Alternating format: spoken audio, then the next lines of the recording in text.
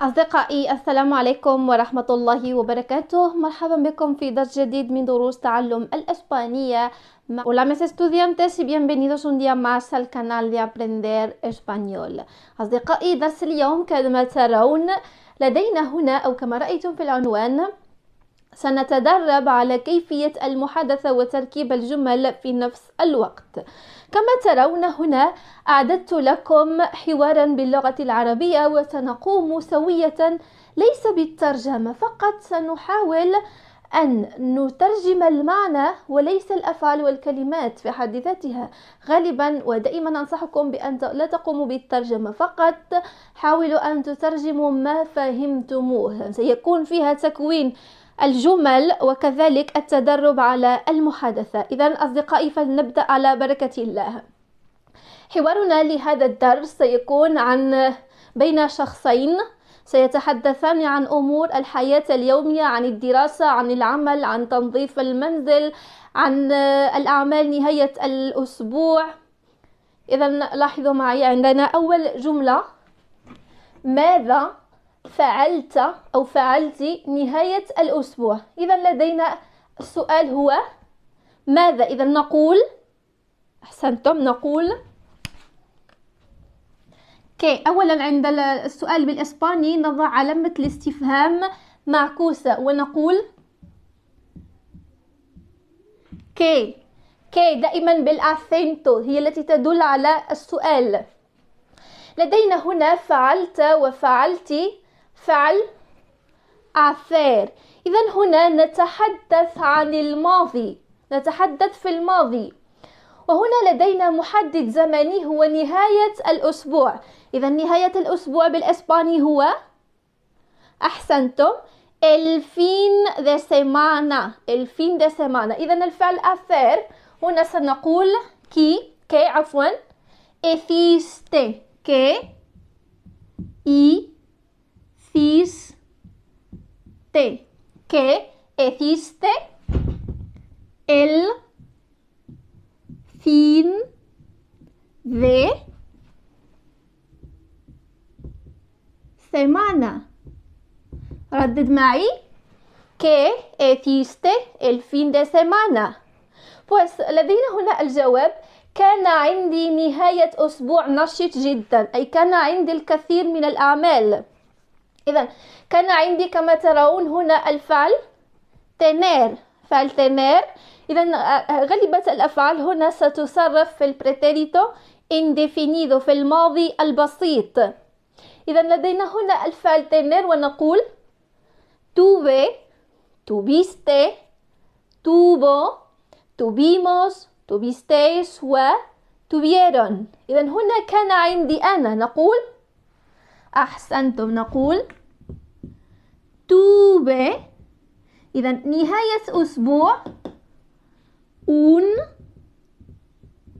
fin de semana.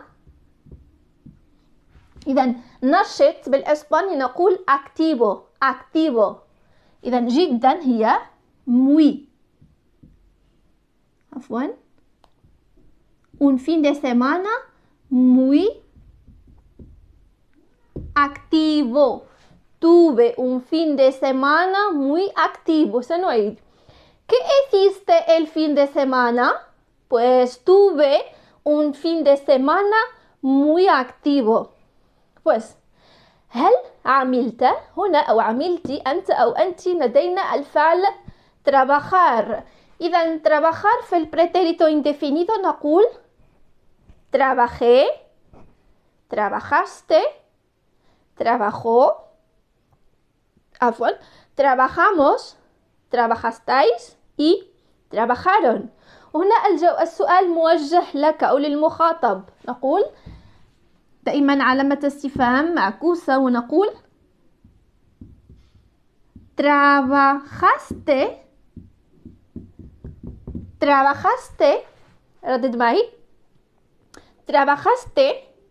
حسنا، الجواب هنا لدينا لا، ولكن درست لأجل امتحاناتي.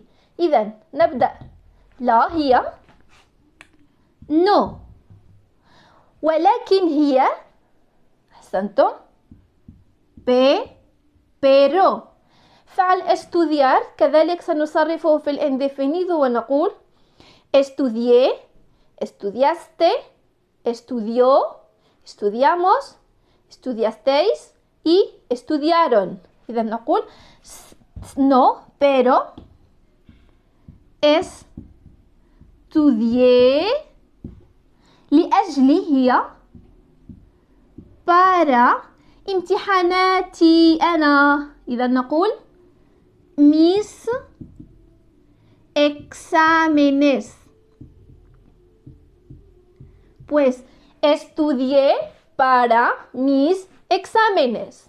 هنا لدينا كيف كان أداؤك أو أداؤك في الامتحانات. كذلك هنا لدينا السؤال علامة الاستفهام معكوسة. كيف هي؟ أحسنتم، هي como. كان أداؤك نستعمل الفعل irse ونقول como te fue como te fue en los exámenes. como te fue en los exámenes يعني كيف كان أداؤك في الامتحانات، كيف أنجزت امتحاناتك. como te fue en los exámenes. الجواب هنا لدينا جيد هو bien، هذا سهل. وأنت أو وأنت نقول y tú. ماذا هي que. كذلك لدينا فعل وهو بالأسباني hacer. هنا نعود إلى نفس الفعل ونقول que hiciste. إذا y tú ¿qué hiciste? ¿Qué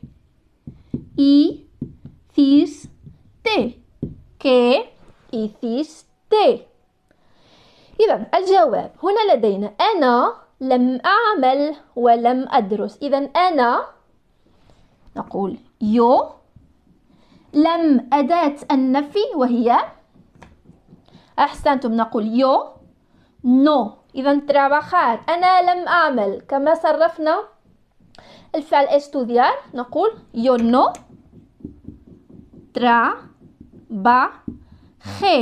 yo no trabajé. ولم هنا لدينا أداة نفي وأداة نفي مكررة. إذا لا نقول no، نقول yo no trabajé ni estudié. أنا لم أعمل ولم أدرس. yo no trabajé ni estudié. دائما هنا إذا كانت لدينا أداة النفي مكررة فنستعمل ni بدل no. إذا نعيد الحوار من البداية. ¿Qué hiciste el fin de semana? Pues tuve un fin de semana muy activo. ¿Trabajaste? No, pero estudié para mis exámenes.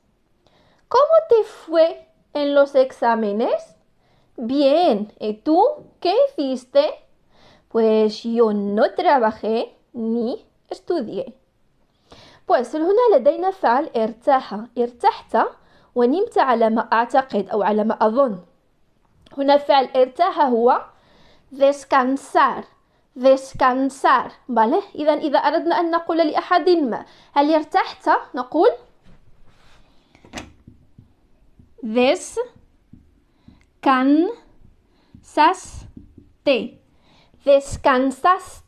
descansaste. ونمت فعل نام هو dormir. وفي الانديفينيدو نقول لشخص ما واش بالدارجة كنقولوا واش نعستي، هل نمت نقول dormiste. pues descansaste y dormiste. على ما أعتقد نقول me imagino. pues descansaste y dormiste, me imagino. Perdón. Imagino.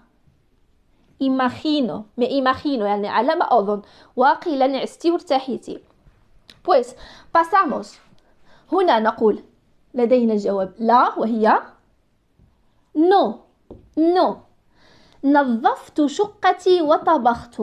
إذا نظفت هو الفعل limpiar. نظف ينظف هو limpiar. نقول limpié, limpiaste, limpió, limpiamos, limpiasteis y limpiaron. إذا هنا أنا من قمت بالتنظيف. إذا نقول no دائما فاصلة أو كوما.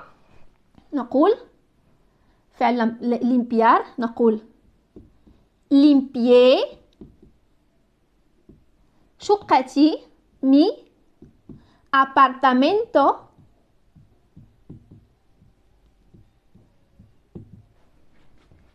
y cocinar. نقول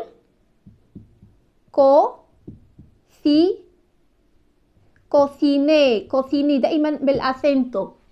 Pues no, limpié mi apartamento y cociné. هنا ألم أداة سؤال. إذا هنا مقابله هو علامة الاستفهام معكوسة. تشعر بالملل هو aburrirse. نقول ألم تشعر بالملل؟ نقول no te aburriste.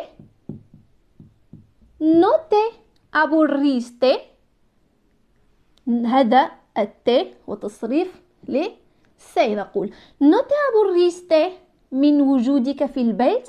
إذا من وجودك هي de estar في البيت en casa. إذا no te aburriste de estar en casa. هنا أبدا نهائيا نقول para nada. إذا ذهبت هي في الماضي دائما fui لأجل para الرقص fui para bailar. ليلا هي por la noche. إذا رددوا معي. Para nada fui para bailar por la noche. إذا أنا فرح لأنك قد استمتعت. نقول أنا فرح. نقول me alegro que te divertiste. إذا علامة التعجب me alegro que te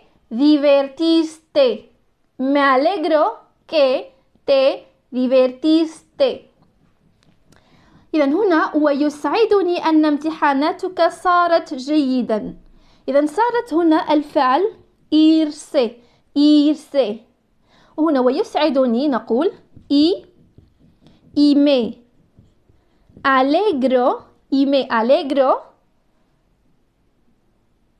que tus exámenes se fueron bien. إذا se fueron تعود على exámenes. Y me alegro que tus exámenes se fueron bien. إذا أصدقائي هذا الدرس هو درس مهم جدا. تقريبا جمعت لكم فيه غالبية الأفعال التي تستعمل في الحياة اليومية في زمن الماضي كفعل درس، فعل امتلك، وفعل نظف، ذهب، كيف كان. إذا نعيد. سنقوم بإعادة قراءة الحوار. حاولوا أصدقائي أن تقولوا لي أنتم ماذا فعلتم نهاية الأسبوع. ¿Qué hicisteis el fin de semana? ¿Cómo fue el fin de semana? ¿O qué hicisteis? Cada uno de vosotros que me escriba abajo en los comentarios qué hizo el fin de semana a partir de estos verbos y de estas expresiones. ¿Queda claro? Pues a releer. ¿Qué hiciste el fin de semana? Tuve un fin de semana muy activo. ¿Trabajaste? Pues no, pero estudié para mis exámenes. ¿Cómo te fue en los exámenes? Bien. ¿Y tú? ¿Qué hiciste? Un acento. ¿Y tú qué hiciste? Yo no trabajé ni estudié. descansaste هنا no descansaste لقد نسيت الN نقول descansaste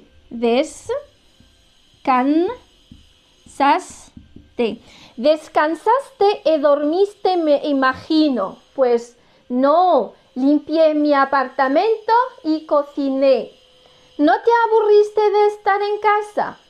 Para nada, fui para bailar por la noche. Me alegro que te divertiste y me alegro que tus exámenes se fueron bien. Además, un acento. إذن أصدقائي، إلى هنا أكون قد وصلت معكم لنهاية درسنا لليوم. أتمنى أن ينال إعجابكم، لكن قبل أن تخرج من هذا الفيديو لا تخرج إلا وقد ضغطت على زر اللايك، لأن هذا كما أقول لكم دائما هذا ما يشجعني ويشجعني أكثر فأكثر لتحضير المزيد من الدروس. دمتم في أمان الله وإلى اللقاء أصدقائي. Hasta luego mis estudiantes.